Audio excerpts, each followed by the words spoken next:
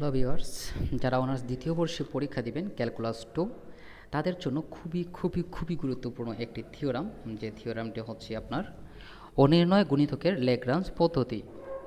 তো এই থিওরামটি এবার পরীক্ষাতে আসার সম্ভাবনা সবচেয়ে বেশি।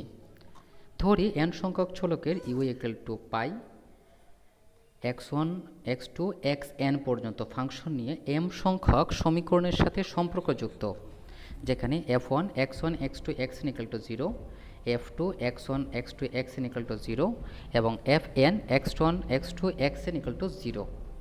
কোনো ফাংশনের গরিষ্ঠ মান বা লঘিষ্ঠ মান বিদ্যমান থাকার শর্ত হচ্ছে এটি।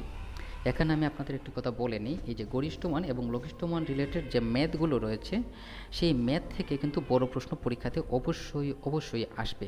তো আপনাকে সেই প্রশ্নগুলো অবশ্যই পড়তে হবে, এই চ্যাপ্টারে কোনো প্রশ্ন আপনি বাদ দিতে পারবেন না। তারপরে আমরা এখানে আমরা লিখতে পারি যে ডেল ডি পাই x1 x2 xn equal to হচ্ছে 0, তারপর সেটাকে আমরা আংশিক অন্তরীকরণ করে নেব x1 x2 x3 xn এর সাপেক্ষে। তাহলে লাইনটি এভাবে হবে। তো আমরা এখানে দেখতে পাচ্ছি যাকে আমরা লিখব ফাংশনের সাথে সম্পর্কযুক্ত সমীকরণগুলোকে অন্তরীকরণ করে পাই। তো এখানে আমরা দেখতে পাচ্ছি এটাকে অন্তরীকরণ করা হয়েছে। ক্যালকুলেশনগুলো খাতার মধ্যে লিখে বারবার পড়বেন, তাহলে দেখবেন এগুলো অনেক সহজ। তারপরে এখানে আপনাকে যে কাজটি করতে হবে ডেল f3, আমরা প্রথমে ডেল df1 df2 df3, এখানে প্রত্যেকটির মানে কিন্তু 0। দেখেন এখানে প্রত্যেকটির মানে কিন্তু 0। উপরের সমীকরণগুলোকে যথাক্রমে ডেল 1 ডেল 2 ডেল m দ্বারা গুণ করে 1 নং এর সাথে যদি আমরা যোগ করে দিই তাহলে আমরা এভাবে মান পেয়ে যাব। তো এখানে দেখেন এই 2 নং সমীকরণ আমরা পেয়ে গেলাম যোগ করে, যেখানে আমরা এটাকে এভাবে ধরে নিলাম, যেখানে λ1 λ2 λm কে এইরূপভাবে নির্বাচন করা হয়েছে যেন p1 equal to p2 equal to p3 equal to dot dot dot dot dot dot pm equal to 0 হয়।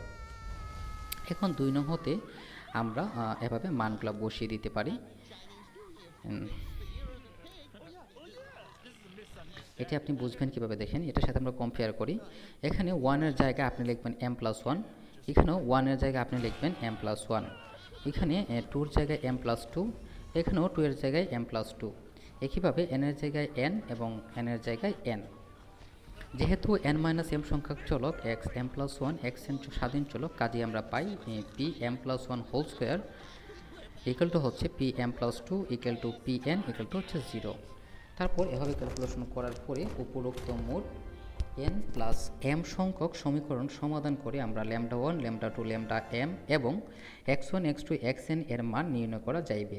এই মানের সাপেক্ষে ইউ এর গরিষ্ঠ মান বা লঘিষ্ঠ মান নির্ণয় করার পদ্ধতিকে অনির্ণয় গুণিতকের ল্যাগ্রাঞ্জ পদ্ধতি বলা হয়। তো এটি এই চ্যাপ্টারের সবথেকে গুরুত্বপূর্ণ থিওরাম, যা পরীক্ষাতে আসার সম্ভাবনা হচ্ছে 99%। তো আপনারা খুব ভালো করে এটি সমাধান করে যাবেন।